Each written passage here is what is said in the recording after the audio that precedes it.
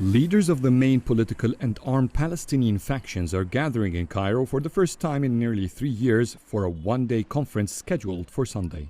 The purpose is to reconcile Palestinian groups and discuss how they can all face the Israeli occupation, especially after the recent attacks in the occupied territories.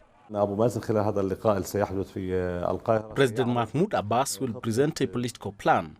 He will ask all factions to endorse it based on international law. Hamas doesn't want that plan to constrain any form of resistance against occupation. Moreover, they want to end all sorts of political arrests. President Abbas is expected to present plans to appoint a technocratic government tasked with organizing a Palestinian general election. It's suggested that the new government abides by international law, which will make it have to recognize Israel as a state. Armed groups like Hamas are likely to object to that stand.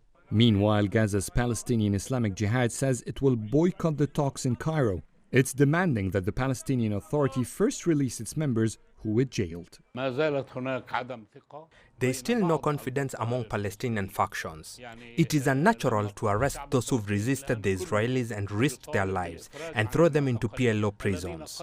The authority promised to support their resistance. Yet, we see these contradictions. And it did so after the fighting in Jenin and after the death of 12 Palestinians there. 11 members of the PIJ were arrested after the Israeli attack over Jenin, which intensified in recent weeks. Meanwhile, Cairo is leading mediation efforts to convince the Palestinian Authority to release prisoners as it tries to ensure that these latest talks succeed. Egypt has been hosting bilateral meetings with Palestinian factions ahead of the Sunday conference to resolve differences between these groups. The boycott which the Palestinian Islamic Jihad movement had earlier announced indicates that there's still deep division among the Palestinian lines.